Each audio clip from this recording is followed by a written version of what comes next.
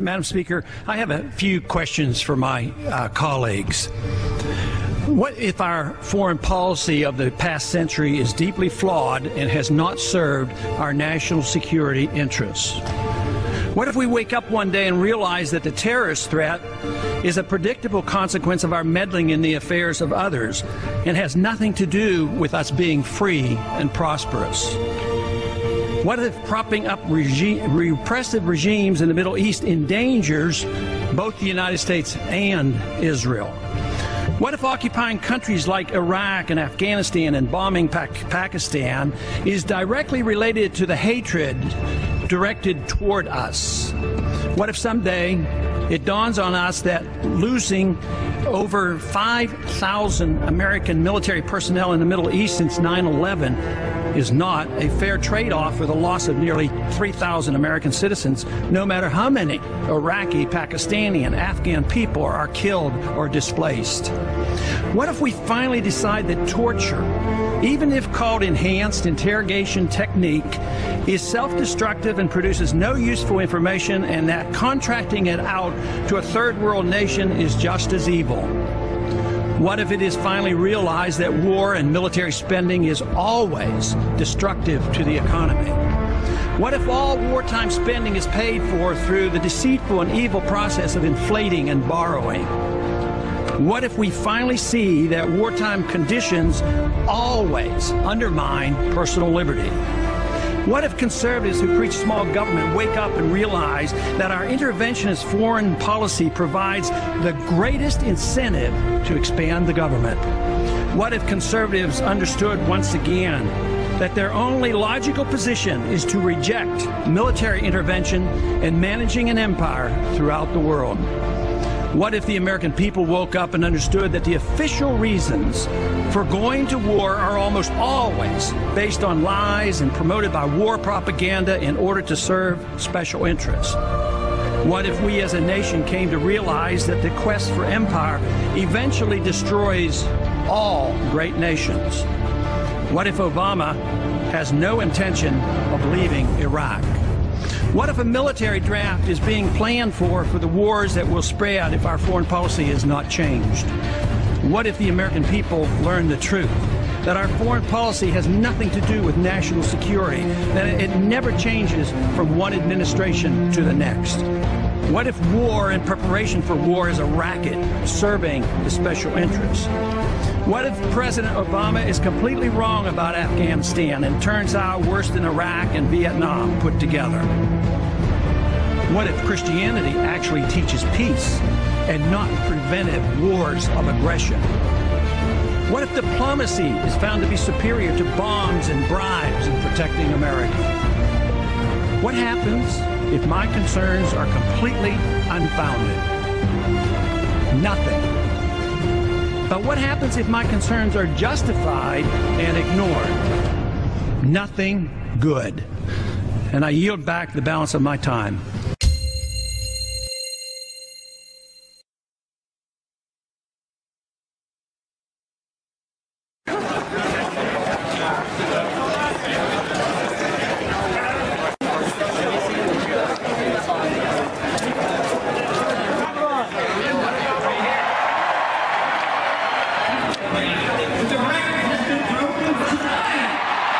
Across the nation, there are 40,000 new laws passed.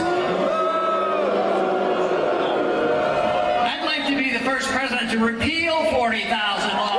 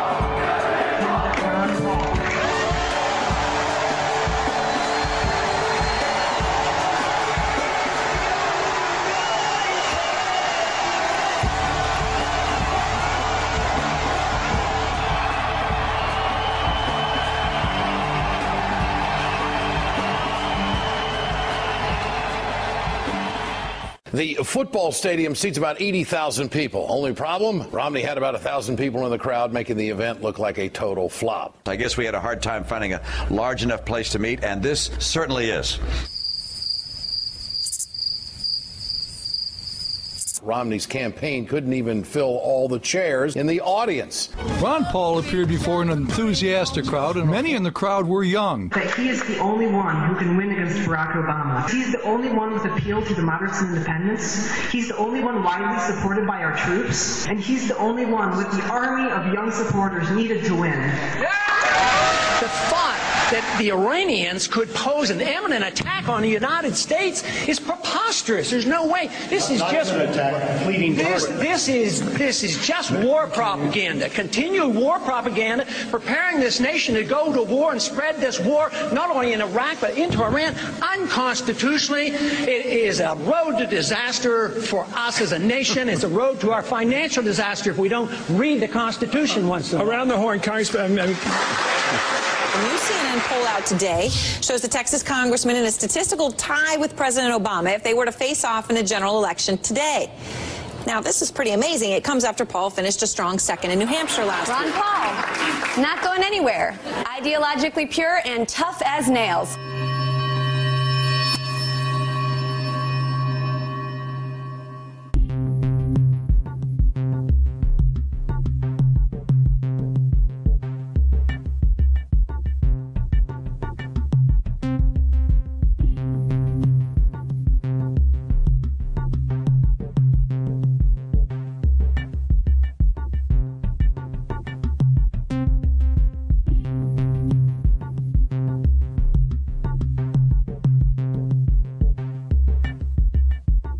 You know, some Republicans out there have been saying that Ron Paul would be very dangerous for this country because he wants to bring troops like you back from your post from all over the world. Well, I think it would be even more dangerous to start nitpicking wars with other countries. Someone like Iran, Israel is more than capable. All right, we just lost our tech connection, unfortunately, with Dana. Dana, stand by if you can hear me. We're going to get back. You want to go to Candy Crowley over at Mitt Romney headquarters. People are beginning to fill up that room over there, Candy. I mean, if you look, somebody told me, from this last debate, I thought I did rather well. And they went down the number of times they mentioned the other three candidates in the review of the debate. And it was, like 80, 90 times, depending on which it was. I was mentioned one time in all the discussion of the debate after it was over. Right. Now, you might argue I didn't win, or some people argue that I did. You had the juice. But it deserved more than one mention on all the stations. Somebody went and added these all up. Thank you, so what's going on here? You're in this media business. I'd like to know exactly how that comes about. I had a printout of how many hours. So now with Pelini dropping out, Rick Perry dropping in, and Michelle Bachmann and Ron Paul dominating the Ames straw poll, we got ourselves a race. We have a top tier. It is Mitt Romney, Rick Perry, and Michelle Bachmann. We have a new top tier, and it's Perry, Mitt Romney, and Bachmann. There's now a top tier in this race, at least for now, of Romney, Perry, and Bachmann. I mean, I think that's fair to say. Really fair to say? You're not forgetting, I don't know, anyone, say an ideologically consistent 12-term congressman who came within less than 200 votes of winning the straw poll? Isn't anyone going to give that gentleman a little love? There's a top tier now of Bachmann and Perry and Romney, and, we haven't mentioned, and we should. Thank you. We haven't mentioned, and we should, Rick Santorum, who did really surprisingly well for the amount of money and resources he had. And by the way, this pretending Ron Paul doesn't exist for some reason has been going on for weeks. A new Gallup survey showing Rick Perry running second to Mitt Romney, knocking down Iowa favorite Michelle Bachmann to fourth. Behind who? Fourth behind who? How did Libertarian Ron Paul become the 13th floor in a hotel?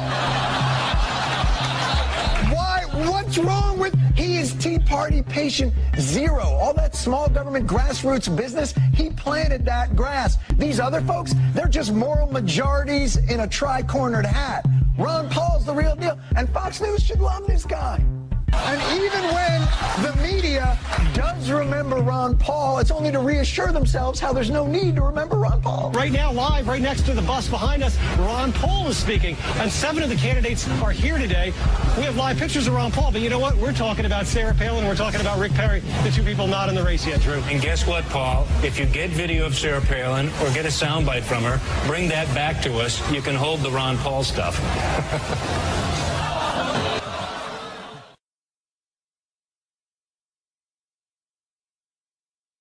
Okay, let's look at the numbers. Here are the favorable, unfavorables right now on the Republican frontrunners. Gingrich, 63% unfavorable, 25% favorable. Look at that spread. Romney, 54% unfavorable, 34 favorable, 20-point spread there. Santorum, he's relatively okay. 38% unfavorable, 32% favorable. He at least, well, he doesn't have a positive, but he does have a bad negative. That's pre-kitchen sink.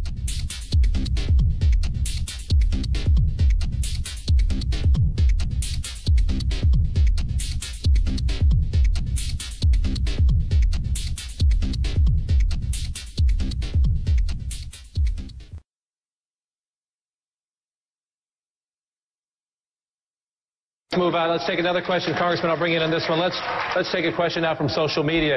Question. Before we move on, you want in on this issue? They want you in on this issue. Would you like in on this issue?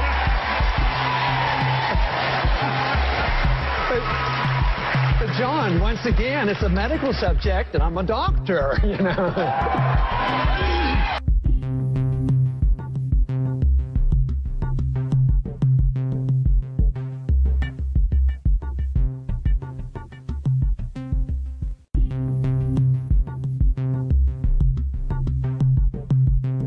I mean, you've been answering a lot of questions lately about the newsletters that were published under your name, and some of the things contained in them were conspiracy theories. Some of them are considered racist, and you've disavowed them completely.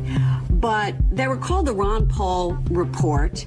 And did you read them at all when they were published during those years? Did you ever sort of take a look at it and say, you know what, this isn't what I stand for? Not all the time.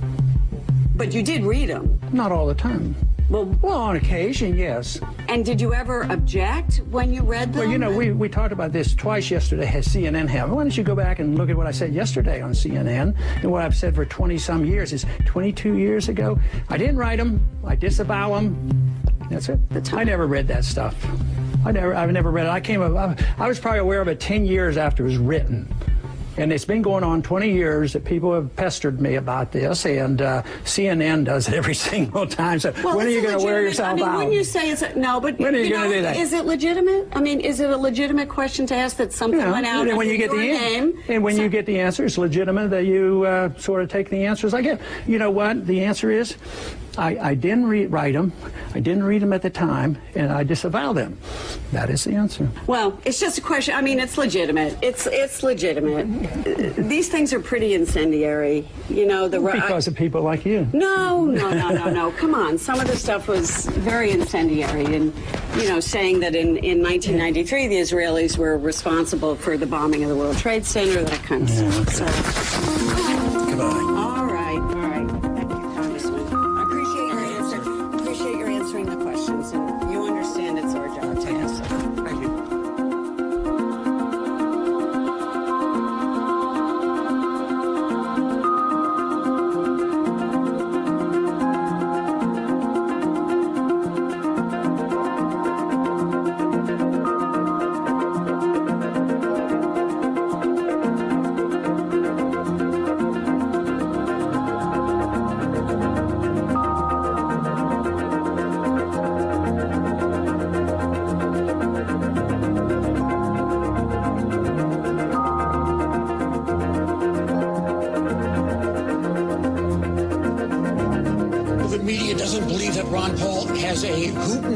Chance of winning the Iowa caucuses, winning the Republican nomination, or winning the presidency. So we're going to ignore it.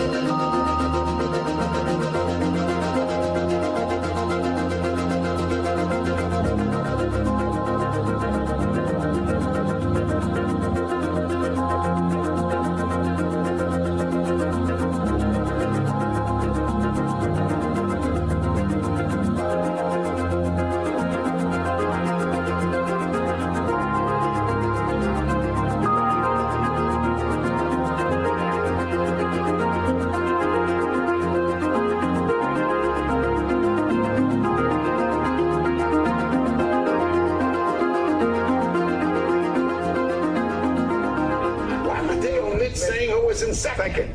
Well, you know why? Ron Paul. What do you think that is? I think it's two things. I think one is some people don't want to hear the message because it's a threat to them, because I'm a threat to the establishment. Some, though, just flat out, they don't understand what freedom is all about. Is Ron Paul being ignored by the media? 97% of you said yes, he is. 3% said no. Ron Paul makes a lot of sense, and more people ought to listen to him. But is there a media bias against him? Just from the media's point of view, isn't he good for the media? It's because he is such an extraordinary candidate that the mainstream media doesn't pay attention.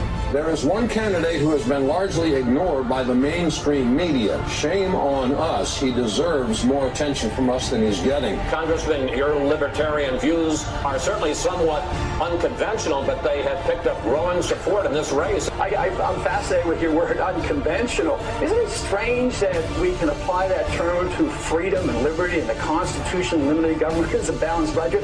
You're proposing this unconventional idea of government. It's time we quit this. It's time. It's trillions of dollars we're spending on these wars.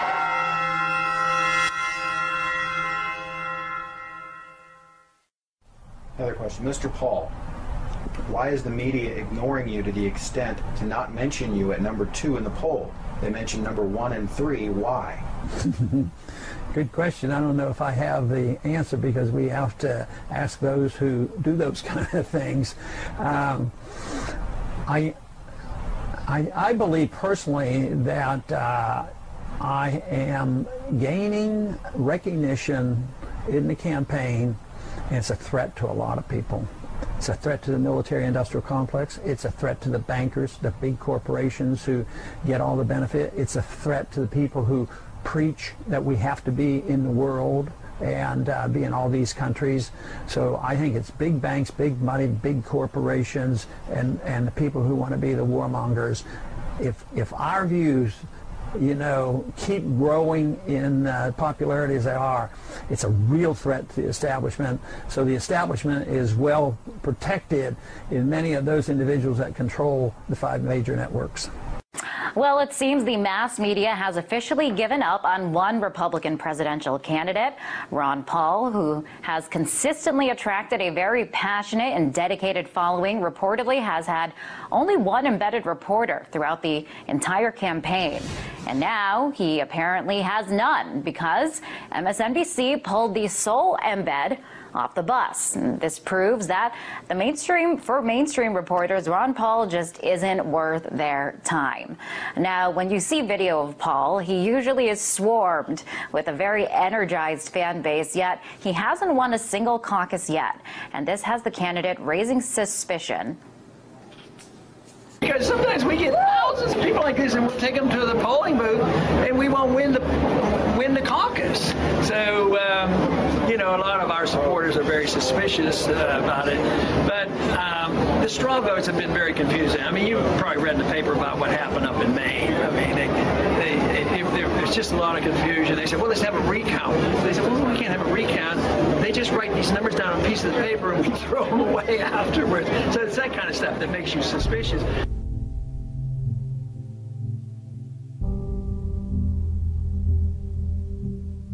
Tonight, Maine's Republican Party announced Mitt Romney as the winner of their caucuses. That winner is Mitt Romney.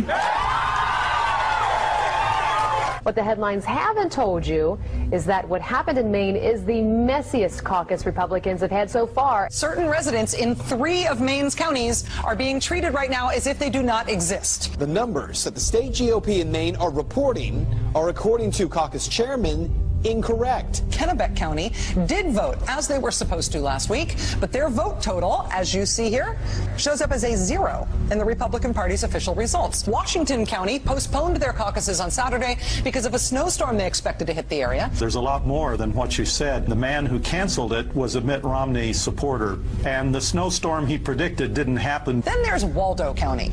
Even though nearly all Waldo County towns held caucuses on February 4th, here's how most of Waldo County's votes. Look in the official Republican Party's results list. 0 votes. Waldo County, where voters from 18 towns gathered for municipal caucuses. I talked with Matt McDonald, a pastor of a small community church in Belfast. He was nominated as the chairman of the Belfast caucus. The state instructed the chairman to not read any of the votes aloud, and instead to send them directly to Augusta. McDonald made a motion to have the votes read aloud at the caucus, and it passed unanimously. The vote was 8 for Ron Paul, 7 for Rick Santorum, 5 for Mitt Romney, and there were 2 undecideds. No results have been posted from the Belfast caucus.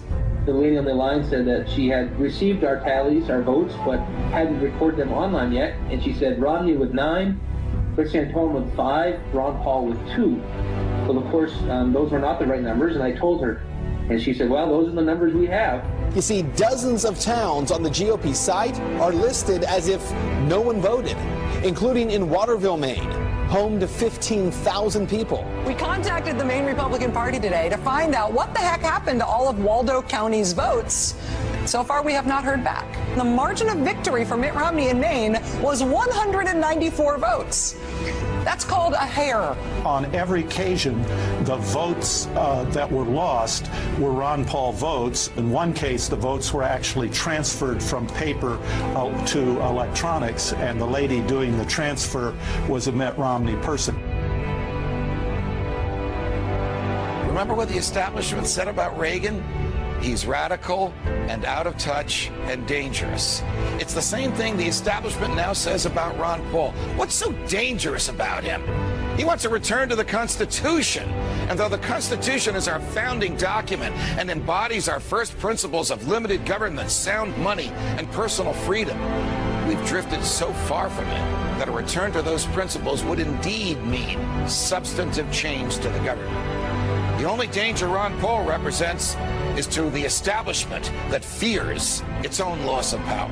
We've drifted so far, drowned so deep in debt, lost so many of our rights, fought so many fruitless wars, that if we don't rock the boat now, we may end up sinking. What's your plan for tonight? Tell the truth. I've been in politics for 35 years. My cause has been the cause of liberty.